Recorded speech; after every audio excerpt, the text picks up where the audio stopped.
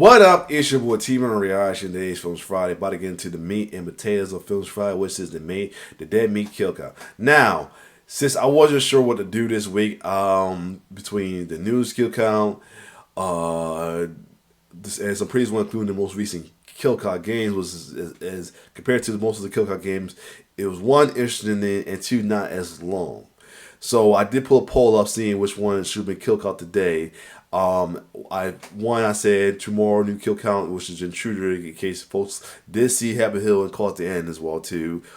Happy Hill Homicide kill count games as well too, because rare do these because sometimes I like it because I may do it because the game, but at the same time it's kind of dragged to sit through that time as well too. Nothing against it's not Zoran, it's the game itself as well too.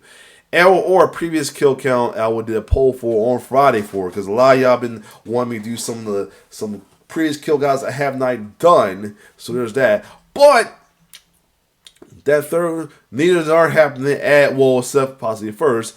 As if you ever bring it up real quick, by the show of hands and majority. Yes, we were doing today's kill. The new kill came out literally today, which is Intruder, which came out. The Julia movie itself came out in 1989. It's a movie I've never heard too much about, but it's part of the library of directory by the infamous horror director Sam Raimi, if I said his name right, as well too though. If Sam Raimi is his brother's not too far behind as well too though. So let me just take a look and see 1989. Yeah, Sam Raimi. I said Raimi. Sam Raimi around his brother's not too far off, and as well as his buddy Bruce Campbell, and it looks like they're all in this as well too though. So I'm gonna get the rundown on the movie because James, he breaks it down. And two, I am a softie with campy 80s horror. That's why I was a fan of the what was the damn not COVID, what's the doing that thing called FX shoot, horror COVID. I can't think of the show. American Horror Show, I think it's called. Right? Let me see. Oh, of course.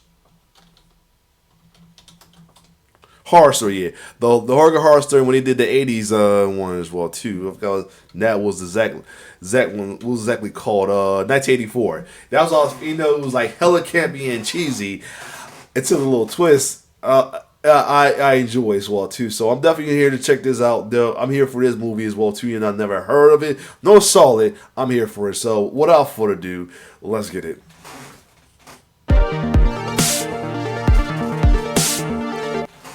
Welcome to the Kill Count, where we tally up the victims in all our favorite horror movies and show you how they were made. I'm James A. Janice, and today we're looking at Intruder, a slasher released in 1989. Intruder was the first feature directed by Scott Spiegel, who would later direct Hostel 3 and From Dusk Till Dawn 2. But he's much better known as the co-writer of Evil Dead 2 alongside Sam Raimi. He, Raimi, and Bruce Campbell were childhood friends from Michigan who made Super 8 films together as kids. We all grouped together in high school and did a bunch of movies. Okay, so I was way off. It's not exactly directed by him. It's by Sam Raimi. He's associated with it because of his boy Scott Spiegel, but he's associated because of that though. So my fault on that as well too. I thought it was Sam Raimi, was not. That's on me. Thank you, James. I apologize, y'all. If as I sound stupid again, I do apologize. I kind of got thought about it because I saw all that in there. I'm like, yep, it's probably Sam Raimi, but it's not. It's not though. It's just his boys. That's all. Sam Raimi did do Darkman, right? But he did do Darkman, right? Yeah, he did. Okay, let me make sure. Anyway, let's keep going. Movies in his neighborhood, and I'd work with Sam, and we'd make our own little movies. That's why he had cameos in a bunch of Raimi films. He was even the original and namesake Scotty in the Proto-Evil Dead short, Within the Woods. Spiegel wrote a lot of comedy into Evil Dead 2. Like Raimi and Campbell, he was a massive fan of the Three Stooges. After that film's success, Spiegel wanted to direct something himself, so the band got back together for Intruder. Spiegel didn't have a huge career, but he was a crucial part of Sam Raimi and Bruce Campbell's success. Sadly, he passed away earlier this year. I never met with the guy, but I'd still like to honor him by looking at the movie that feels the most him. One that he was So proud of. that's good. That's good he did that. Oh, man. Sorry to hear that. Wow, let me see. Dang, this year, literally this past month, September 1st. Oh, man. That's sad. RIP to the guy, yo, for real. Yeah, let me see what happened. RIP to him. Oh, no, but dang, 67 years old. Out of. The fact that anybody even remembers this stuff with all the material and all the movies and all the entertainment, everything that's out there, I'm privileged, I'm lucky. Intruder is a straightforward slasher that takes place in a grocery store. I love locked in one location movies, like The Mist, You're Next, and Green Room. And a grocery store makes for an excellent setting. The kills utilize the space and are absolutely gnarly, with K&B going all out for their first credit. It includes an all-timer of a kill, which I know I've said a few times, but I always mean it. You'll see. In fact, you'll see all of it because this episode's uncensored. Fuck yes! Sorry if it's age restricted. Yes! And I'm glad too. Like I said, this is another reason why I have a soft heart for the 80s horror film. Cause of the 80s gore. Yes. Thank you, James. You can't, and the gore, even though the gore these days is crazy. Like some of the stuff some of the kills on Final Destination Bloodline. And shout out to y'all. That's y'all for making that one of my most recent loved video. That's getting a lot of comments along with Mummy. I appreciate that for y'all as well too. Who's this? I'm sorry, I was having to see this thing called Attack of the Helping Hand. I guess it's a horror short made by these guys. Oh, it was a horror short made by him. He made a comedy horror short of the Hamburger Helping Hand. Wow. Yeah, man.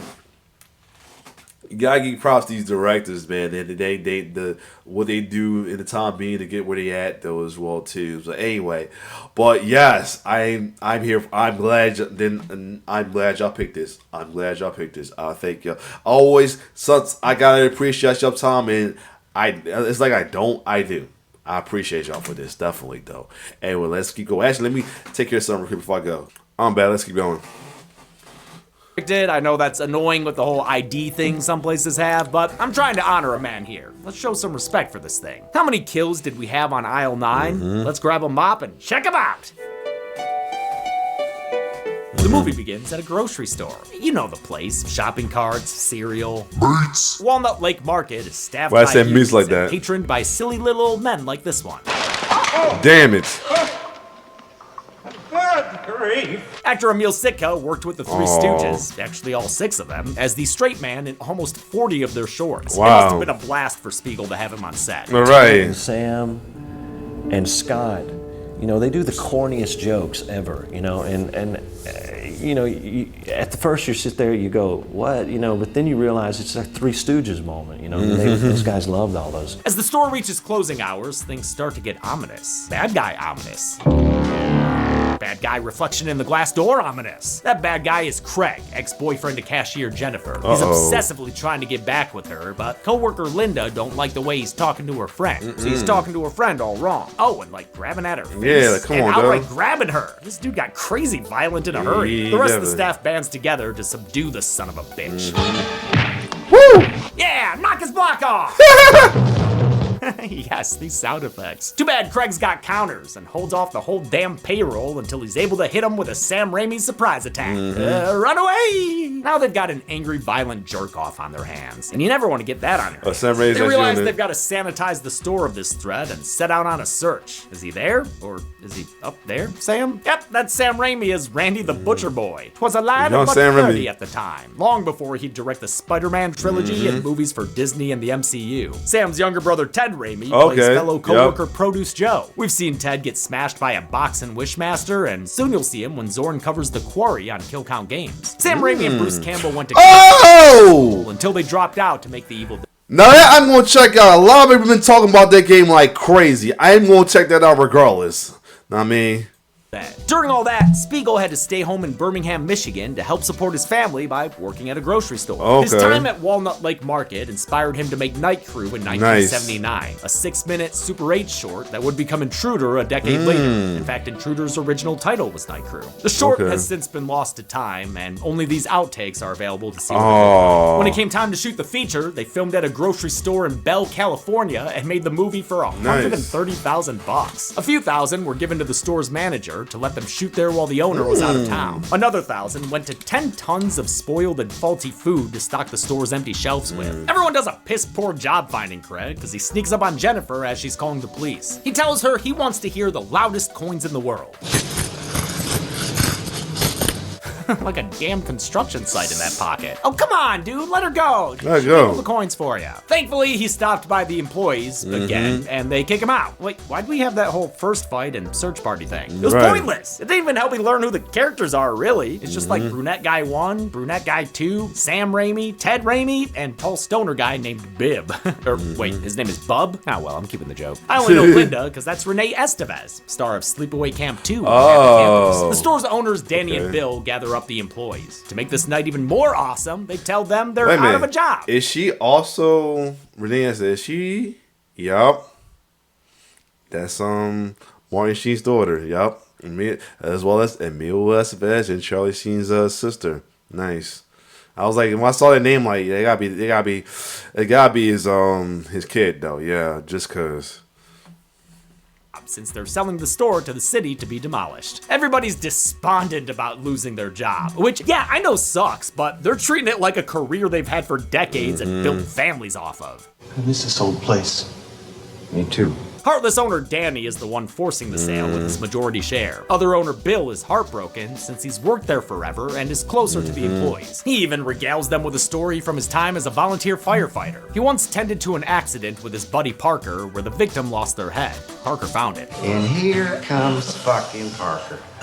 What was Bill? He was smooth. Swinging the head Oh, he passed away too. Well, who's Bill? Who he been on? He's one of Evil's dad too. He's tight with them and Darkman. He's tight with the Remy family as well too. So that's interesting. And Maniac Cop, because that's that I'm not sure that's Sam Raimi. I know Bruce Campbell's on that, but is that Sam Raimi? No, but it's Bruce. But it's a Bruce Campbell thing. A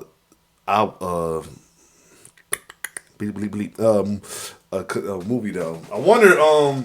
It'd be crazy if he covers that. Maniac Cop would be cool. I mean, I doubt it, but that'd be cool.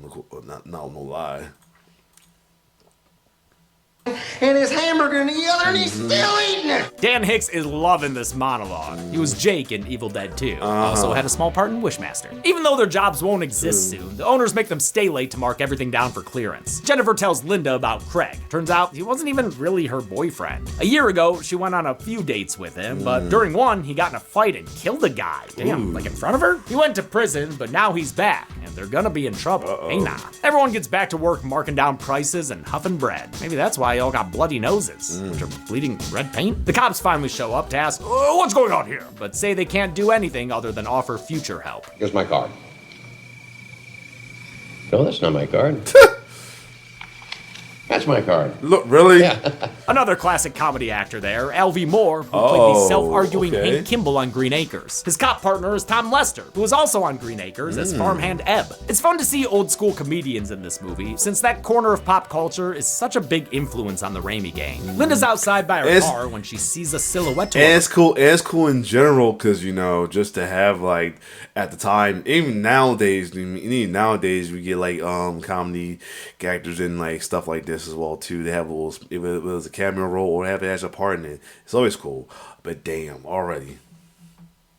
A man. He grabs her neck and uses a knife to split her like a melon. Nice match cut. Inside, Bill finishes using a giant box crushing machine, which I can't wait to come back to, and then heads outside with a hammer. He comes across Craig creeping out a window and they get into another fight. Hell yeah, does this mean more sound effects? Awesome. Oh, but then Craig rings Bill's bell and knocks him out. Inside the office, heartless co-owner Danny gets attacked by someone who strangles him with their bare hands. Then they push his head towards a note spindle and stabs it in through the eye. I love his twitchy body hitting the keyboard and his blood dripping onto the light bulb to turn the room red. A lot of this movie is pretty amateur, like the acting and some standard shots in terms of framing and focus, but Spiegel had a really fun creative flair. Scott does like wastebasket POVs and, you know, mouth POVs, any kind of point of view shot he can do. That's pretty cool. Phone cord POVs, I mean, anything. Scott had probably the most ridiculous shots I've ever seen. They're interesting to explore, even if they're not always great. Like what are we doing here? We're inside the phone? Okay, yeah, okay. But even that is interesting POV, no lie though. It's one how you do it, but it's still interesting though, for real though. He was more of a technical director than an actor's one. Spiegel kept a relaxed and collaborative set, encouraging his cast to improvise. Produce Joe is chopping vegetables and listening to his favorite tune. This little fucking jingle is on repeat, man, blasting through Joe's headphones in every one of his scenes. His chopping technique's a little heavy-handed there, especially when it's done to the back of his head by the killer. I love the quick shadow shot, the way the headphones fall apart after being split in half, and the ironic sign as his body drops. He's dragged away and his music slows down like the battery drain.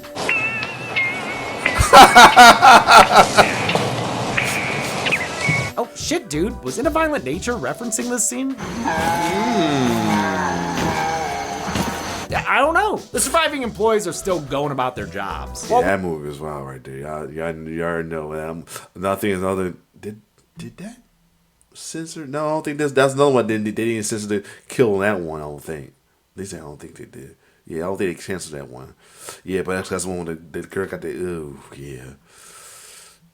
Working, Randy almost eats a briny eyeball, which is gross, but also, damn man, your work snack is green olives? Like wet green olives? Old salty hands. Meanwhile, old Bleedy Nose starts making out with Dave, the guy who's been talking to her. I don't know. They had a scene together earlier. They're spied upon by other dude guy Tim, who really likes what he sees. Oh, gross, man. Hey, come out from behind there. Oh, okay. At least your pants are still on. I was going to say the same thing. Checking things out and getting a knife in the stomach in his troubles. Oh, that was a blood spray. Aw, but it got all over the beer brand beer. Don't tell Titus. The killer fucks with Bub next, who comes across Tim's body, but doesn't realize he's dead until after denigrating him. Tim, you look horrible.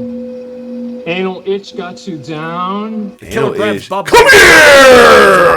Friggin' Muscles McGee fireman carries Bub to that oh shit motherfucker yeah box crushing machine. Oh, I've been waiting for this. Yeah, keep screaming, Bub. It won't stop you from getting your head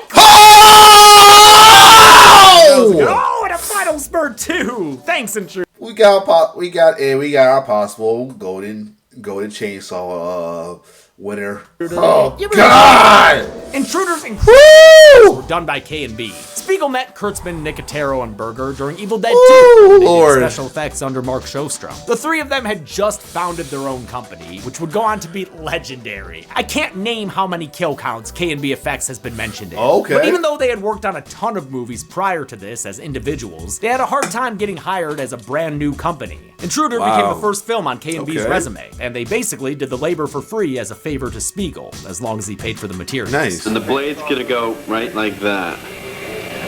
Blood everywhere.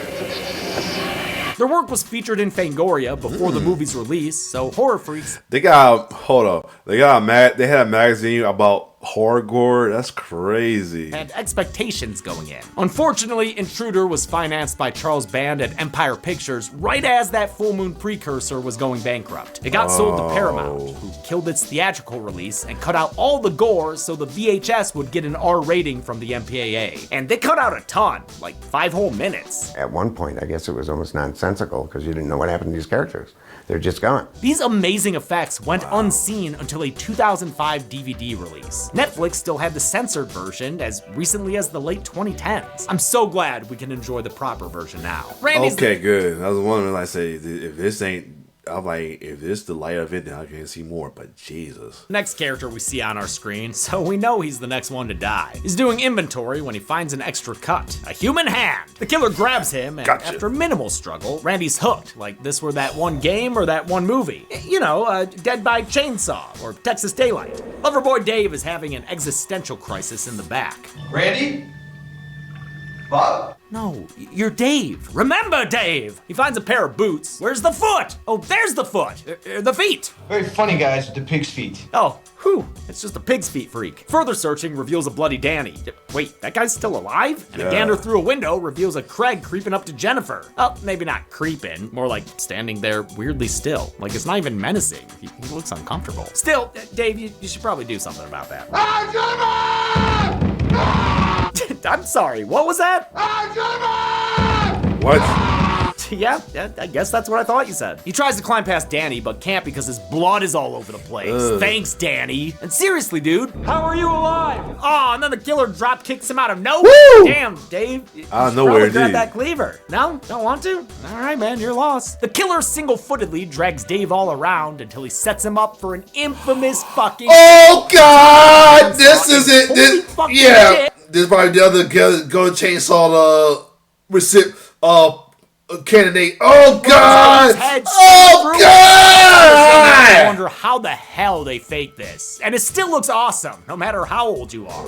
This kill was in the original Night Crew short. Kinda. Sam Raimi's head got sawed in half the other way. The K&B guys convinced Spiegel to let them cut the head horizontally, confident that they could make it look good. They put a gelatin head with a core of fake blood through a real bandsaw, and yeah, it did the friggin' trick. It made some crew members cry. Actor Billy Marty said his mom could never see this, and even Spiegel had second thoughts. I kind of questioned what I was doing at that point. I'm like, this maybe is... Ooh, yeah, because sometimes I think about that. Oh, let's see, yeah, it's you never think about that sometimes, how like a person, parent or spouse, whatever, see how they look, see them as they are when they get like that. That's crazy. not really great.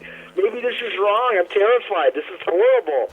Nah, man, it was awesome. Jennifer starts to realize we're an hour into this movie and that everyone else is nowhere to be found. I probably should have paid better attention to your surroundings, Jen. Maybe then you wouldn't be all alone in this place with giant hands and lobsters. Look out, Jen! Ah! She misses or steps on most of the body parts lying around until she runs into Randy hanging around. Oh, damn, dude, still drippy? Okay, time to get this final girl circuit underway. First, she tries hiding near someone's lower half and or the killer from Slacks. Then she fends off the killer's hand with a door and a hook. And a Sam. Sorry, Sam. I don't think she's accomplishing much here. Must be why she says fuck it and runs. Sliding down a little chute and into Tim's two halves, since he's on sale. Get it? Half off? She also sees Bub's crushed nubs and Produce Joe's body on the conveyor belt. Huh, Joe's not cut up at all. Oh, never mind. He's actually the most cut up. Finally, she sees Dave's head post-date with a bandsaw, and it is a gnarly sight. I don't blame her! So gory. Hope y'all are having fun. When Jennifer finally runs into Craig, she sticks that meat hook in his neck. Nice, Jen, you got him. You survived the night. And you know what? I don't want to speak too soon, but I think you're all alone now. Get alone now. Oh, spoke too soon. Sorry. From the empty aisles emerges Bill. And shit, he's even got some swag. Maybe that's why Jennifer flees into his arms and misses when Craig comes to. But Craig's not the one to worry about her. Yeah, no, wait, fuck that. Dude's still an abusive creep. But Craig's not the only one to worry about, turns out. Old Billy Boy's the killy boy. Wow. And you would not expect it to be the fun-loving man. Well, it's a good throw-off, though. Wow. Damn. Which means he's about to chase her down. Or at least his stunt double is. Wait, zoom in. That guy doesn't even have a mustache. Bill catches up to Jennifer and snatches some hair as he explains his motive. He meant to just kill Danny for selling the store, but things escalated from there. I guess I just got a little carried away. Damn. She fights back with a bottle. A plastic bottle. Okay, never mind. It was glass after all. Whatever. Run away! Hey, stop breaking bottles, Zutu. You're in Michigan. Those are worth 10 cents a piece. Wait, I've never seen a final girl circuit where the final girl hides herself in a makeshift little fort. I want to go to there. That place looks cozy as hell. But Bill transforms into Zordon to find out where she is and starts hacking away at her with the cleaver.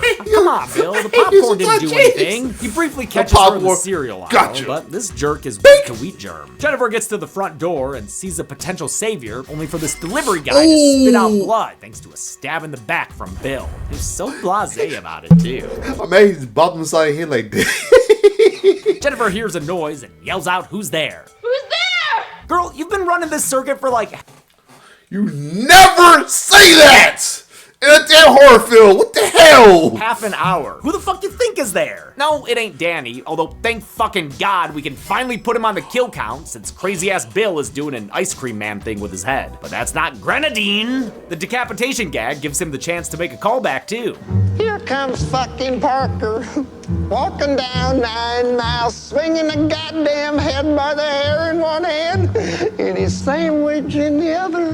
The fucking psycho stops her attack by grabbing the knife blade. Damn, dude. Yeah, bet you're having second thoughts about that one right about now, huh? She runs away again, straight into face-grabbing Craig. Oh, do not make this guy the hero movie. I'd rather root for Bill as he beats the shit out of him with a head. Oh, should have guessed Bill was on the job squad. Jennifer escapes to her car outside, where Linda's body flops out and scares her. Damn. And then Bill's hands flop out and grab her. He helps her inspect Come her here! but when he goes to pull her clear, she stabs him right in Bam. the chest with a knife. Where'd you get the knife?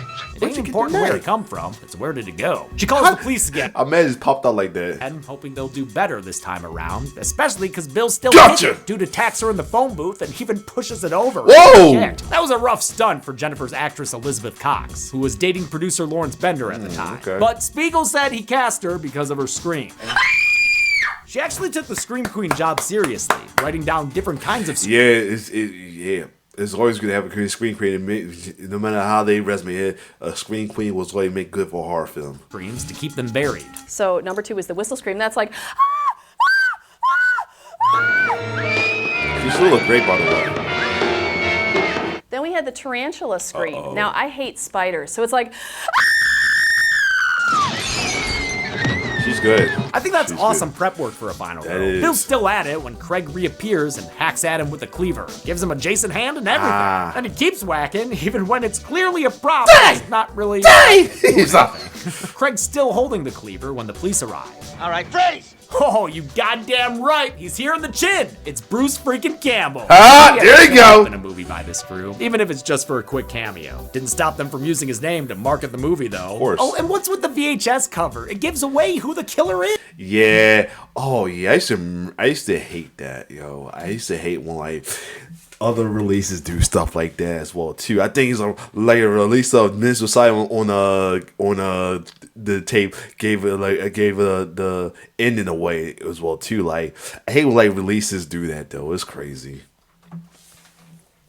Bruce's fellow cop is this movie's producer Lawrence Bender. This was Bender's first film. Spiegel would later introduce him to Quentin Tarantino, which led to Bender producing Reservoir Nice. Dogs. He went on to produce Tarantino's next 5 films, okay. and From Dusk Till Dawn, and a ton of other Oscar-nominated and winning Nice. films. I'm guessing he's why a few actors from Intruder cameo in Tarantino movies. Oh. Bub's actor Burr Steers was Flock of Seagulls. Really? And- Oh, he was the one that they randomly shot.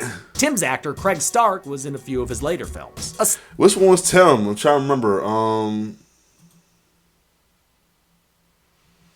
on. Which one was Tim on Intruder?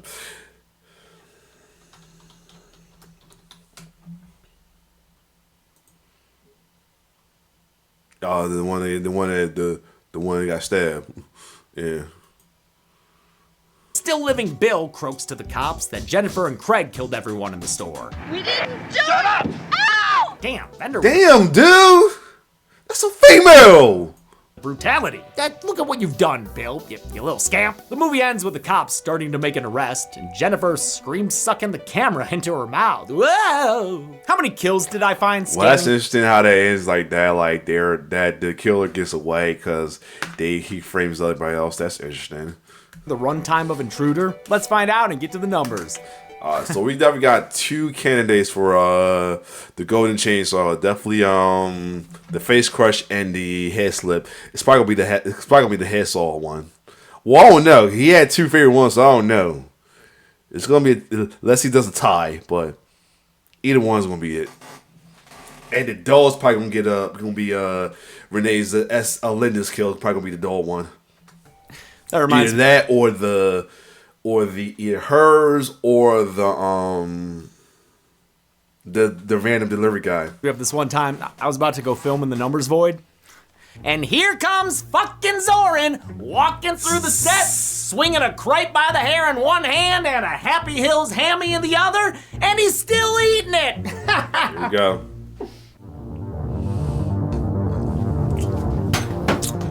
Eight people died in Intruder, with the victims consisting of 7 men and 1 woman. That gives us this pie chart, which is available in the bakery aisle. We've seen this count and breakdown twice before, in Spiral from the Book of Saw and Tremors 5 Bloodlines. And with a runtime of 88 minutes, Intruder had a kill on average every 11 minutes. Alright, so here we got. I'll give the Golden Chainsaw for coolest kill to Dave. Yep, I figured the Saw one What's was funny it. about this movie is I wouldn't disagree if you had a different pick. Lots of great gore in this one. It is shockingly high quality in terms of both effects and creativity. And I'm actually not going to give out a dome for this kill. Even Linda's bloodless murder has that fun melon match cut. No points docked here. And that's it. Intruder came out in 1989, sadly direct to video and cut down for an R rating. Thankfully, the version Spiegel wanted us to see eventually made it to DVD. We have a very special episode for you next week. Please make sure you tune in. Although if you're watching the Intruder kill count, I'm sure you were going to anyway. Until then, I'm James A. Janice. All right, here we go. It's been the kill count. On the next kill count. On April 7th, 2017, the world was hit by the premiere of An Idiot in a Yellow V-Neck. Welcome to the Kill Count, where we tally up the victims in all our favorite horror movies. Now, 8.5 years and 499 episodes later, we've seen 5 different sets, 3 different hosts, a whole slew of special guests, and many, many, many, many kills. Please give us a number. We've counted zombies, vampires, werewolves, and robots. Killer dolls, killer dogs, killer clowns, what's this all and about? killer killers. We've even counted a big old shark and a stuffed dinosaur. But there's one group of victims we haven't counted yet. Us. That's right. Oh! Time to kill count the kill count. Let's find out and get to the... I'm gonna check it out. This week, help us celebrate 500 episodes of the kill count by taking a walk down Murder Memory Lane. And it'll be a long walk too, Richard Bachman style. Because don't forget, we've got to show you how it was made. That means a comprehensive history of the show and dead meat. So buckle in. Then on Friday, come tally up the victims in your favorite horror YouTube show, The Kill Count, only on Dead Meat. As per usual, whole bunch of dead dudes. The kill count can currently be watched on the pictured streaming platforms. Okay, yeah, I will do that just cause. Watch the kill count for yourself before it's kill count. It's the only way to have your own properly informed opinion. I will Kill do counts are that. never meant to replace the experience. Yep, I will do that just cause, man. I feel like I'm part of it because a lot of people will look forward to my reaction to the dead meat. I feel like I know there's another person that does the reaction to these as well too. But yeah, I feel like this is nice. This is a nice little gesture too to do for them. I appreciate that. That's pretty cool as well too, though. Anyway, I can't wait till they do. And, I finally saw the movie. I can't wait till they do the kill count for it though. That'd be sinners. But anyway, let's keep going because I gotta watch the ending because some of y'all get on me if I don't. So watching a kill count. Thanks a lot for watching this kill count for Intruder. This is one of those movies I've been wanting to do for years just because it's a fun, easy movie to cover in a kill count. Our schedule got a little overloaded this October and it seemed like the perfect time to slip something easier in there. I only wish it wasn't further prompted by the passing of Scott Spiegel. Rest in peace, dude. Took me quite some time to turn this whole set into a little grocery store, but I was just thinking about the Mist set deck the other day and how much I liked it, so I wanted to do something similar. Also, fucking... I'm not sure. Is that the one with dude made that sacrifice? If so, I'm not watching it just because of that, yo. Thrill of the Grill? Are you kidding me? That wasn't even on purpose. That just came to us. That's fucking beautiful, man. Make sure you tune in to the Kill Count. It is an over hour-long episode about the history of dead meat. It is the most comprehensive history of the channel. If it's hour long, I'm about to break it down too. Then, but other than that. I'm here for this though. I'm still gonna check it out. It's probably gonna be if we got an hour, I'm gonna break it down to two parts of it as well too though. Hopefully the next one will be Sinners, but if it is, then I gotta see what to do about this. Other than that, or I might just make it the one time I do this. But other than that, well, then again, not necessarily, because if the 24th if it's the 20th, oh no, October 31st is it's gonna be on Halloween day. So, if Sinner's gonna be 24th, I'll do it, or I'll find a way to make the exception on that. But if it's not, I'll hold off on it. But 31st, because the 31st, I want to get put possible choices for the Halloween kill count as well too. Since I might be. Well, depends on what my schedule is. I might be doing the day before anyway. Well, still want to ask what's be, because I do plan on having choices for Halloween. It was people's Halloween based kill counts. Not as like Halloween, as I did all the new ones as well too. That's why I did the other series as well. But Halloween based like Trick or Treat, because I Trick or Treat is one of the choices, but I might be making about these choices has been talked about being restored, being re-released and everything for Halloween. So yeah. Other than that, anyway, those who voted for this, good choice. This was a good choice as well too, especially since we got unassisted kills on this one, thank God, as well too. Other than that, if you like my reaction to this, like, share, subscribe to my YouTube channel.